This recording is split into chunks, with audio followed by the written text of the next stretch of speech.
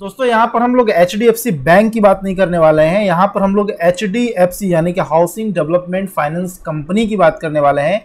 HDFC एक housing finance company है जो बेहद ही कम ब्याज दर पर यानी कि ऑलमोस्ट 6.75% के रेट पर आपको हाउसिंग फाइनेंस करती है।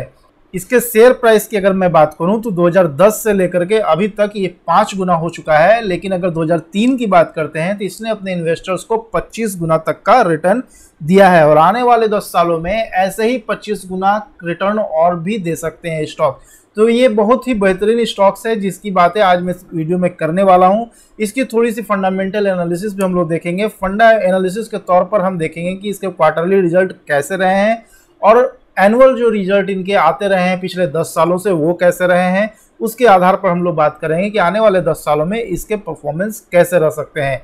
साथ ही इस वीडियो का जो इम्पोर्टेंट पार्ट है यानी कि हम लोग इसके प्राइस चार्ट पर चलेंगे, जहां हम लोग थोड़ी टेक्निकल एनालिसिस करके कुछ लेवल्स फाइंड आउट करेंगे जहां पर आप राइट एंट्री इस स्टॉक में ले सकते हैं। और अगर पहले से आप इस स्टॉक में इन्वेस्टेड हैं तो वो कौन सा लेवल हो सकता है आने वाला जहां पर आप अपना प्रॉफिट बुक कर सकते हैं। चाहे तो 100% प्रॉफिट बुक कर सकते हैं या फिर पार्सल प्रॉफिट बुक करके भी आप बाकी के कैपिटल को लंबे समय तक के लिए इन्वेस्टेड रह सकते हैं, जहां पर आपको 25 से 50 गुना का रिटर्न आने वाले 15 से 20 सालों में मिल सकता है। बहुत ही बेहतरीन स्टॉक है, यूं कहें तो मल्टी बैगर स्टॉक है। मुझे काफी पसंद है स्टॉक और इस स्टॉक में आपको मैं ऐसा एक लेवल बताऊंगा जिस लेवल के नीचे इस स्टॉक के प्राइस का जाना बिल्कुल नामुमकिन है। अगर आप लॉन्ग टर्म इन्वेस्टर्स हैं तो उस लेवल के ऊपर जब तक इस शेयर का प्राइस बना हुआ है तब तक आपको बिल्कुल भी घबराने की जरूरत नहीं है। और मैं आशा करता हूं कि आने वाले 7-8 सालों तक उस प्राइस के नीचे इस स्टॉक का प्राइस नहीं जाने वाला है। तो चलिए सबसे पहले हम थोड़ी फंडामेंटल एनालिसिस करेंगे, उसके बाद हम लोग चलेंगे इसके प्राइस चार्ट पर। ये HDFC का क्वार्टरली रिजल्ट है जहां पर हम देख रहे हैं कि मार्च क्वार्टर यानी कि Q4 में करंट फाइनेंशियल ईयर में जो इन्होंने सेल्स अपना दिखाया है वो 35,738 करोड़ का दिखाया है। फाइनेंसिंग प्रॉफिट यानी कि यूं कहें तो ऑपरेटिंग प्रॉफिट जो इन्होंने दिखाया है वो 4,860 करोड़ का दिखाया है। नेट प्रॉफिट जो इन्होंने दिखाया है वो 5,350 करोड़ का दिखाया है। अगर Q3 की बात करें तो Q3 से इसका रिजल्ट इसका उतना अच्छा नहीं आया है जितना अच्छा इसने Q3 में दिखाया था। Q3 में अगर देखें तो रेवेन्यू 39,259 करोड़ का रहा है जो घट करके 35,738 करोड़ का हो गया है। अगर फाइनेंसिंग प्रॉफिट यानी ऑपरेटिंग प्रॉफिट की अगर हम बात करें तो 5,133 करोड़ का इनका फाइनेंसिंग प्रॉफिट रहा है Q3 में, जो Q4 में घट करके 4,860 करोड़ हो गया है।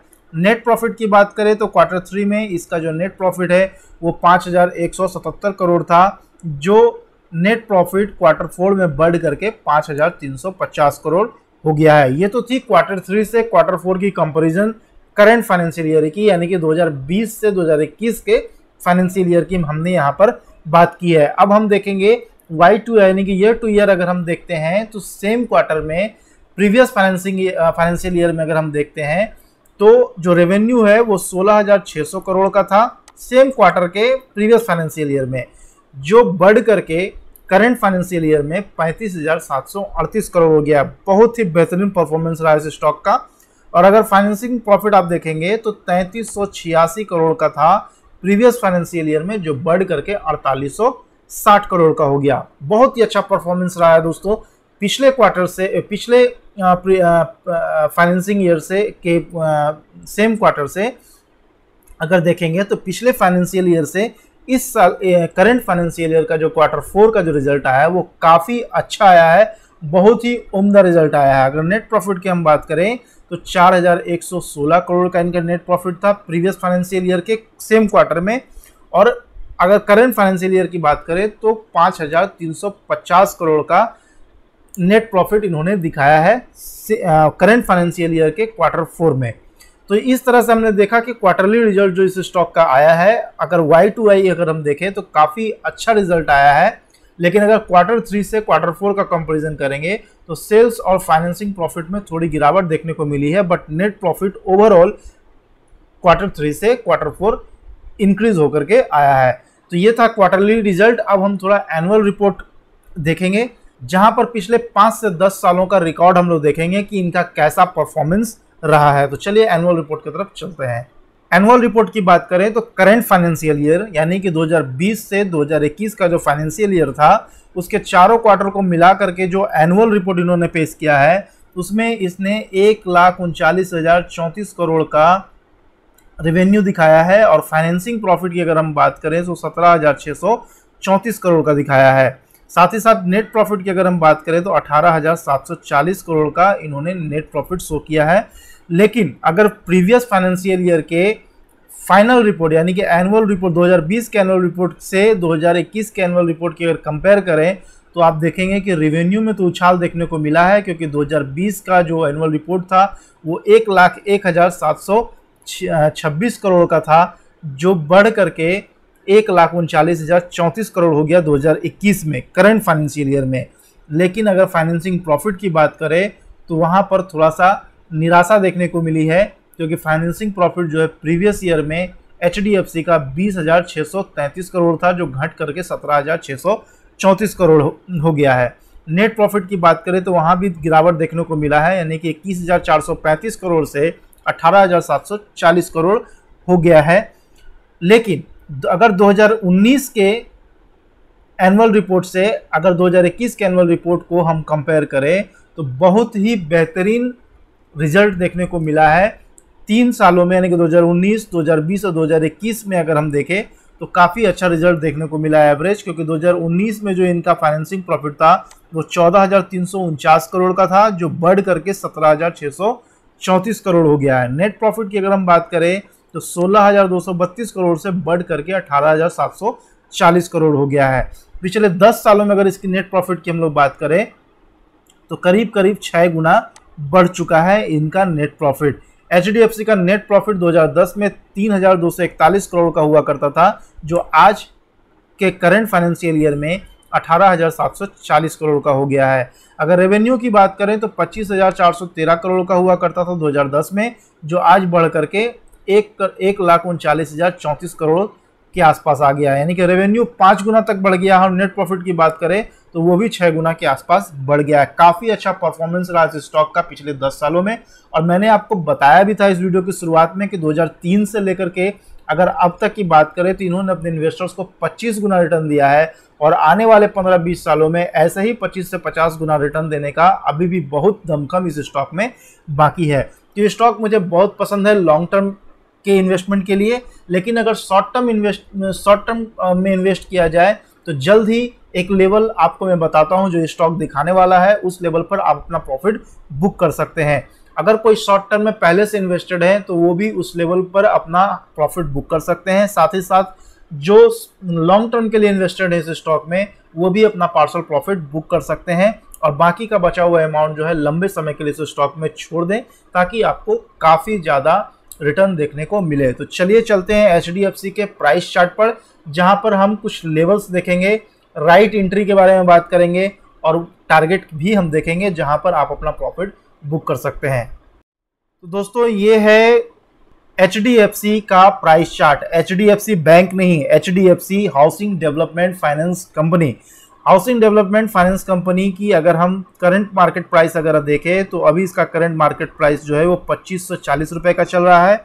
अगर आप लॉन्ग टर्म इन्वेस्टर हैं और लंबे समय के लिए इस स्टॉक में इन्वेस्ट करने का सोच रहे हैं तो करंट मार्केट प्राइस में बिल्कुल एंट्री कर सकते हैं, कोई बुराई नहीं है। लेकिन आप चाहते हैं कि इस स्टॉक में थोड़ा पुल बैक आए तो मैं एंट्री करूं, तो परफेक्ट एंट्री लेवल की अगर बात करूं तो 2374 का जो लेवल है वो परफेक्ट एंट्री लेवल है इस स्टॉक का।